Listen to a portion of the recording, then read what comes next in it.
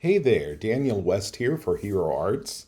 Thank you for joining me today. I'm going to create a card for my daughter's birthday, and it falls right around July 4th. So I thought the shooting star stencil would make a wonderful fireworks background for her birthday card. We're going to also include the number one winner Stampin' Cut set that came out a few years ago. It includes this little blue ribbon or ribbon die, and then I'm going to add some nesting circle dies from Hero Arts as well to help make the ribbon look the way I want it. I'm going to use Hero Arts cardstock and Lapis, Cherry, and Nautical, and here is a look at the shooting star stencil. I'm also going to use Hero Hues Unicorn Pigment ink, laying it down onto my cardstock with an ink blending tool. To get started, I'm just going to create a card base really quickly using my Score Buddy.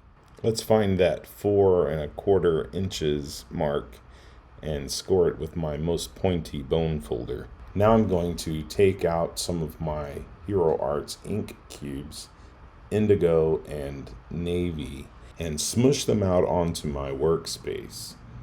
Using a blender brush, I'm going to blend some of this onto my Lapis cardstock panel, tapping some of it off first on my glass mat, and then gently applying the rest of the ink along one end of the Lapis card panel. I'm going to use up all of the ink that I smushed out on the right hand side, and then I'm going to lay down some navy on the same spot. And then starting at the top of my panel, I'm going to blend this into the lighter ink that I have below.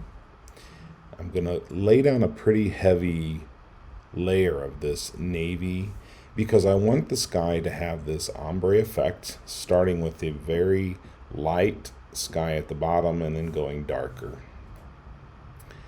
I'm going to then use my shooting star stencil and some unicorn ink to create the light effect around the actual explosions that we're going to see later. So I just ink up my blending tool and make sure that sponge is nice and full of white pigment ink, and then just tap it around and squish it a little bit into the stencil. You don't want to get it so wet with ink that you leave kind of a built up area along the edges, just enough to leave behind a great even smooth edge around all of the design, and then heat set it, because I'm going to come in with a white gel pen and then add some intense white spots, just circles, and fill them in each one of the little stars or explosions here on the panel. And it looks to me like fireworks. Now I'm going to take the ribbon die from the Stampin' Cut and cut out some blue and some gold mirror cardstock. And I'm going to have this kind of blue and gold effect in my ribbon. So using some precision glue from Hero Arts, I'm going to put them together, and then I'm going to cut out a white circle to hold everything in. It's kind of a backing for the back of the ribbon. Now, this is just an invention of mine, and I'm adding to, because I want the gold piece to come into the middle and then add another smaller blue circle so that you can only see kind of an edge around the blue circle, and the gold will kind of peek through behind it. So here I take another one of my smaller nesting circle dies, and I'm going to cut out that middle piece that the ribbon die cut out and make it a little smaller. And you'll see what I mean in just a minute. So now I'm taking out the number one stamp from the Stampin' Cut set, and using some Hero Arts clear embossing ink, I'm going to ink up my stamp and then stamp it down using my acrylic block. And then we'll add some white embossing powder and make this shiny little number one really bright and white. I like to use a coffee filter and a reverse tweezers, and then pour some white embossing powder over that. Now, I have a little too much embossing powder there, and I'm just going to take a very inexpensive watercolor brush and brush off the extra embossing powder that I don't want on my piece.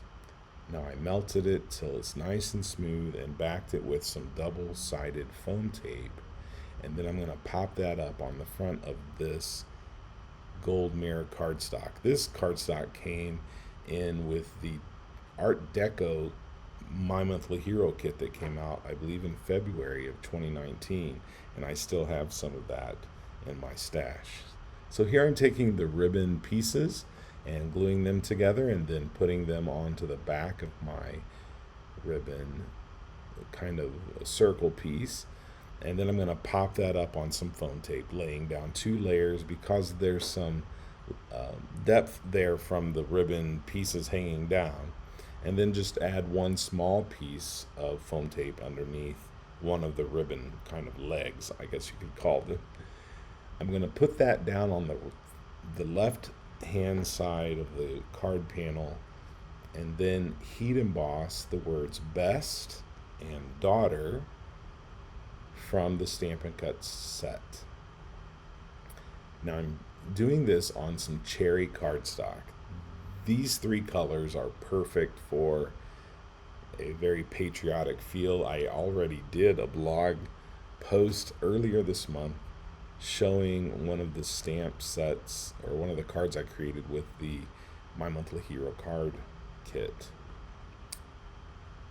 And I just love how these 3 colors work together. And that gold really does come in and add a wonderful accent. So here I'm coming in with my Tim Holtz trimmer, and using that clear edge on my trimmer, I'm going to get the perfect alignment for trimming these little strips down.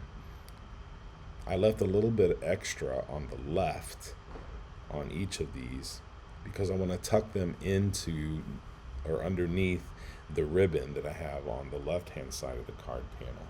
So I'm just going to glue them straight to this panel, and you won't see the left hand side, but you will see the end of the right side.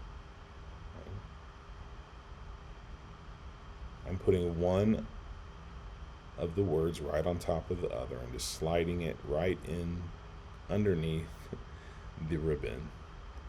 My daughter's birthday is right around July 4th, and I've never made a patriotic themed card for her, but I think this one works just fine. I think it's really fun.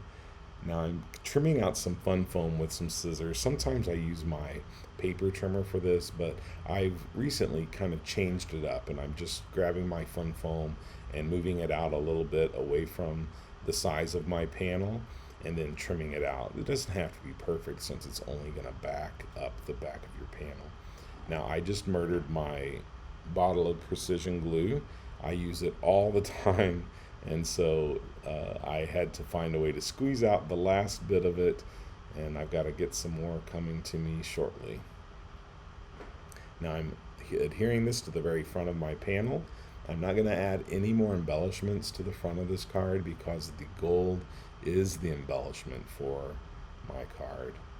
And once I have the panel fixed to the front, I press it down and hold it down to make sure that it doesn't come right back up. That glue just needs a moment to fix, and then it is adhered forever.